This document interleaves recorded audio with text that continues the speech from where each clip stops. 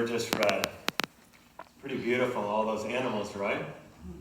Does it remind you of anything? All those animals getting along and all that innocence and peace. What's it remind you of? Give you a clue. Let's look at the beginning of the Bible in our brains. Garden of Eden. Does it remind anyone of the Garden of Eden? Okay, so let's just pretend we're in the Garden of Eden. Things are pretty good, right? There you go. Beautiful painting.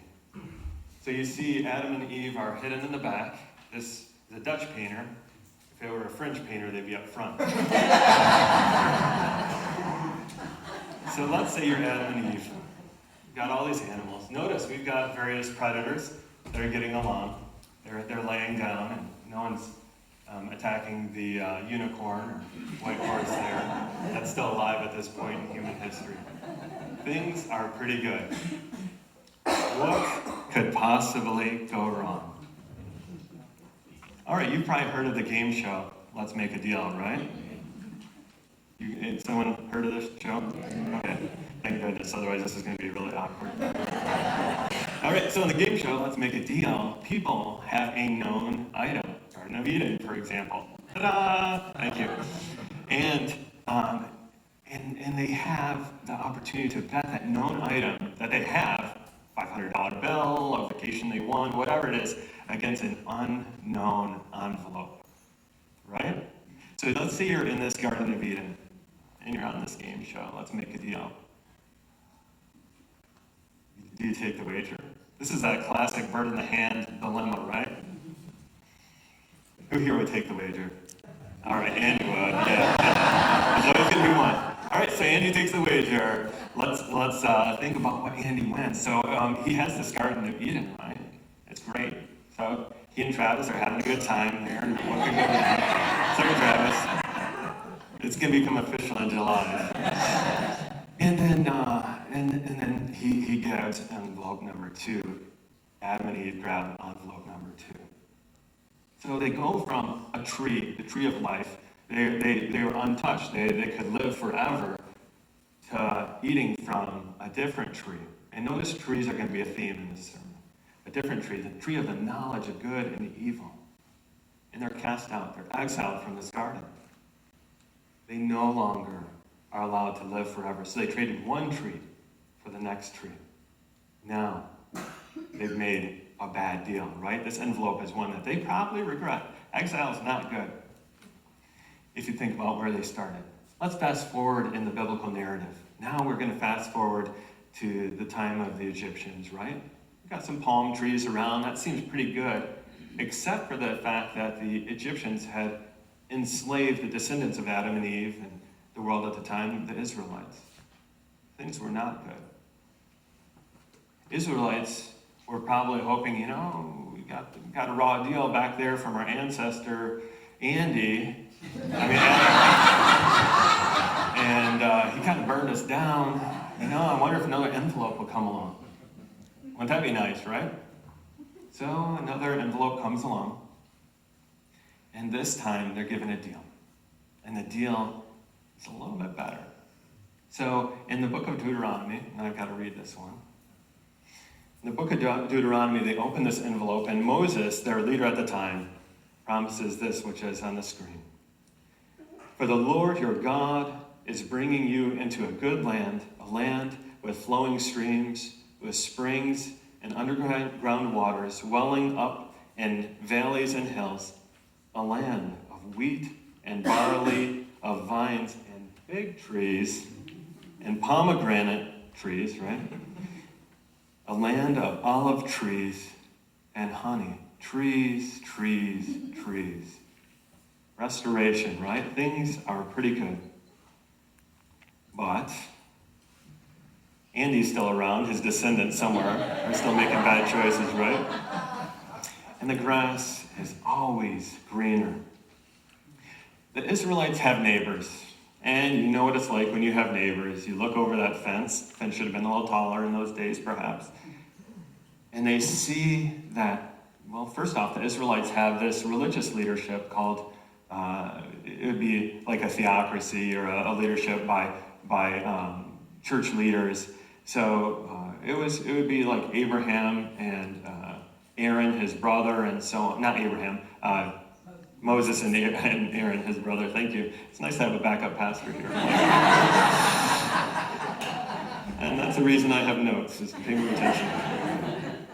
So anyway, they're looking over their neighbors and they're saying, we got this church leadership stuff, or temple leadership in those days. And man, wouldn't it be neat if we had a king? Our neighbors have kings, and their neighbors over there have kings, and that neighbor down the street, they've got a king, and kings look fancy, and they're on a horse, and they're doing cool stuff, and they're wearing gold, and they've got a lot of figs and fig trees and trailers full of figs. I wonder where they're getting all those figs. Man, they got a lot of figs, and I got to pick my figs off my tree, and that king has all the figs. Must be a good idea, right? So who wants to take the envelope? You've got your own vineyard, fig trees, pomegranate tree, all this jazz, right? Who wants to take the next envelope? Okay. And Betty, right? Betsy. So Betsy takes the envelope. Thank you, Betsy, for playing along. Someone had to take it because it was inevitable. So Betsy takes the next envelope. She says, yeah, I want a king. I hope a king's in this envelope. And she gets the envelope, and ta-da! There's a king inside. Isn't that great? Get a king. So that starts out pretty good. So Betsy makes a great bet. She gets King Saul. King Saul was a pretty good king if you read the beginning of it. And it's fascinating how he starts. But the longer that he lives, the worse he gets. And things get pretty rough. But God is a God of second chances and says, all right, I'm going to go send my prophet, and we're going to go pick another king. And so essentially, God gives directions to look within the family of Jesse. And that's bringing us to our scripture reference today, right? The family of Jesse. And they look at Jesse's various sons. Sorry, ladies, just looking at sons. There weren't any queens, apparently, just kings to start out. And they see this really big son and this really strong son, and it doesn't make the cut. God says, no, those aren't the ones they wanted. And eventually, they're like, oh, man, I'm out of sons. Says, no, I think you got one more. And there's King David, right? He's a little shepherd boy. He's a kid, a younger man. He's a musician. Who would pick a musician as a king? Okay. Back in Andy say so. Yikes. No wonder. Yep, consistently bad decisions. Yeah, this is why we set Andy and Betsy next to each other. Okay. So King David was great. And so this is actually considered to be the pinnacle of the Israelite monarchy, right? So then his son is King Solomon.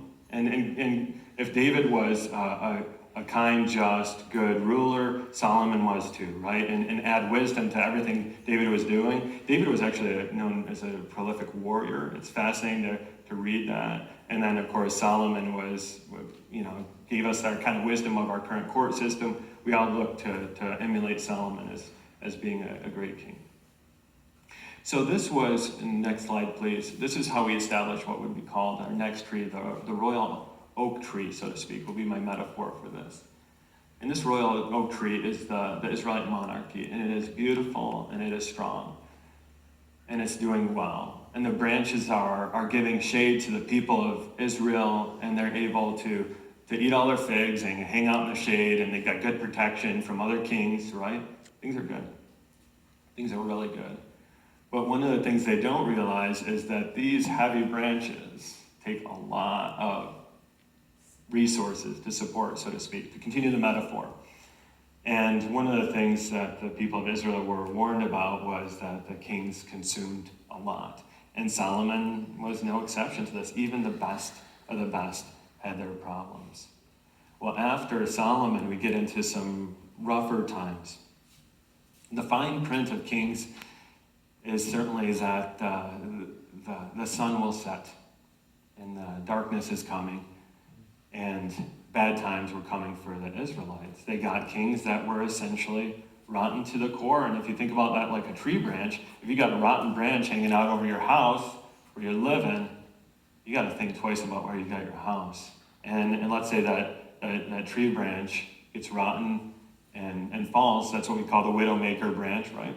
So it can take you out. And so all those wagons full of figs, it turns out, are all going to the king's house, and guess where they're coming from? Coming from all your fig trees. So Betsy voted for something, and yet there goes all her fig trees, right? Got cleaned out by the king. After a while, at about 720 BCE, so before the Common Era, the northern kingdom known as Israel, the southern kingdom is Judah. The northern kingdom is actually conquered by the Babylonians, which meant defeat and exile, which leads to our next slide.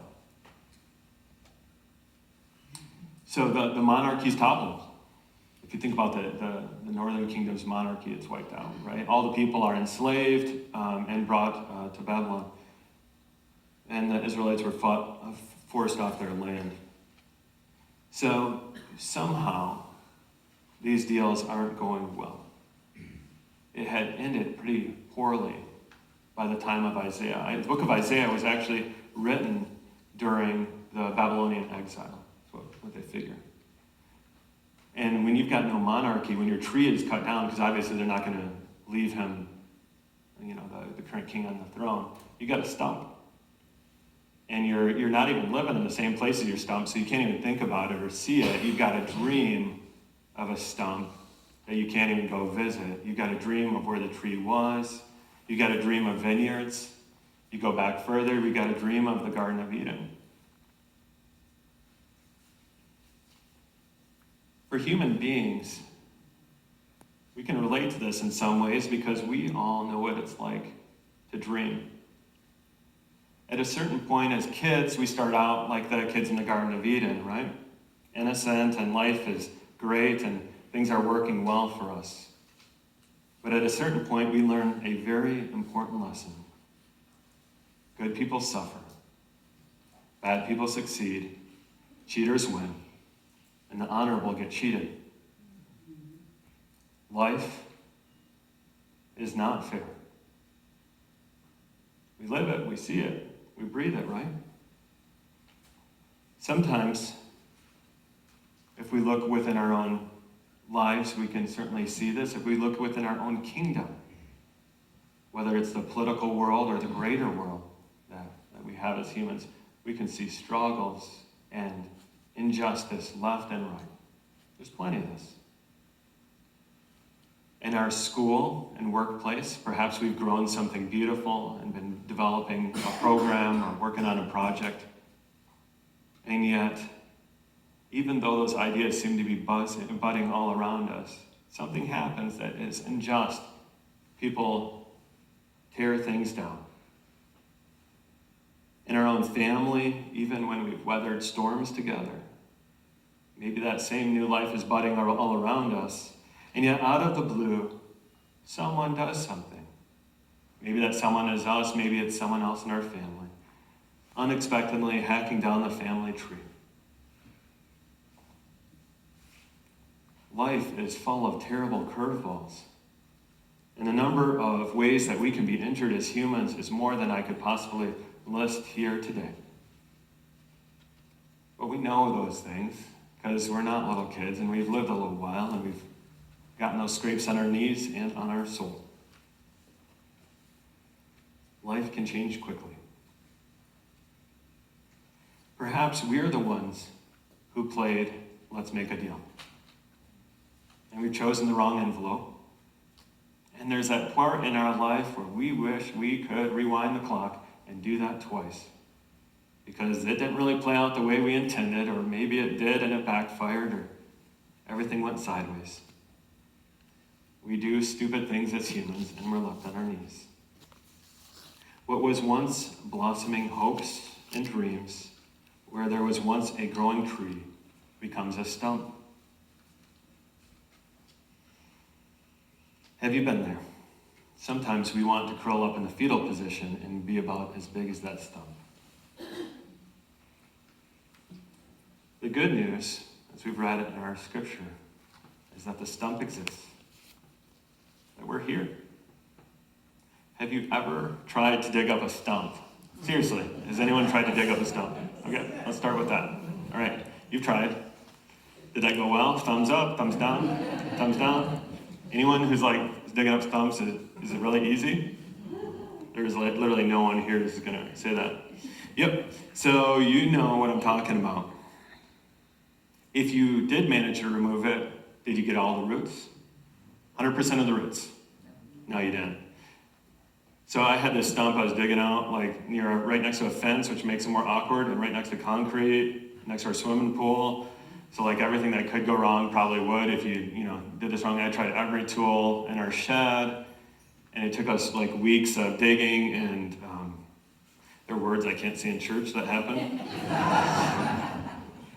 And eventually, after weeks of digging and doing terrible things to the stump, and eventually I got it out of there, right? And I'm still fighting that stump, even though the stump's not there. That same stupid bush is still putting up some shoots. So stumps are persistent. They're more stubborn, it turns out, than we are. Stumps have roots that go deep and wide. Stumps are full of life. The good news, people of the Word, is that God is more persistent than a stump.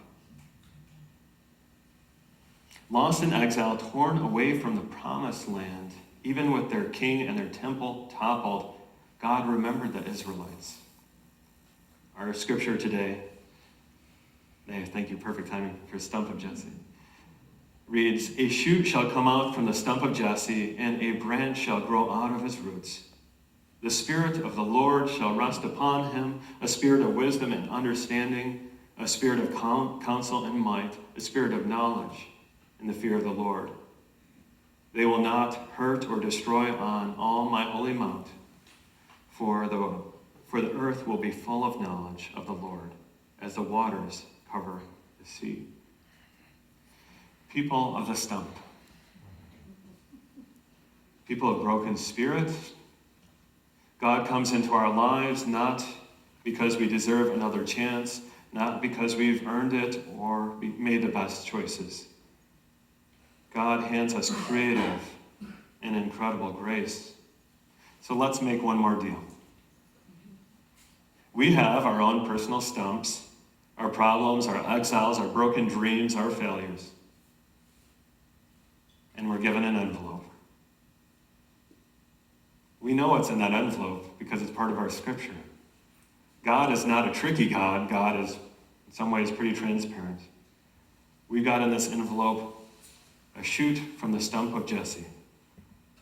People of the stump, hear the good news that God is more persistent than a stump. A shoot shall come out from the stump of Jesse, and a branch shall grow out of his roots. Now, who is that stump? Or who is that shoot?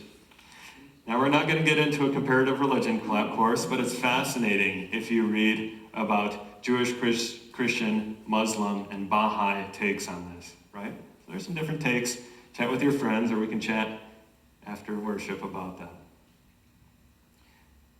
But since we're Christians and we're in church, we're going to stick to that story, right? God promised us the impossible. In stark contrast to the corrupt kings, God gave the world a peacemaker. In some ways, it would have been normal to assume that the root of Jesse would produce another king, right? But God thinks sideways. God is way more creative and surprising than we could possibly be. What we envision in that envelope is totally different and in some ways wrong. Because God, during this Advent season, sends Jesus to enter the world and sees Jesus as the shoot of Jesse. Jesus, we put in the phrasing, will not judge by what his eyes see or decide by what his ears hear, but with righteousness he shall judge the poor and then decide with equity for the meek of the earth. This Advent season, prepare to be surprised. God is more persistent than the stump. God promises the impossible, a perfect leader, and not only Jesus in that envelope, but restoration of the peace that God envisioned in Eden. God hands all the envelopes back. God is a God of grace and impossibility. God is playing, let's make a deal, by totally weird rules, which, through grace, give us Jesus and open this phenomenal door. Thank God. Thank Jesus that God is more persistent than a stump. A root shall come out of the stump of Jesse, and a branch will grow out of its roots. Amen.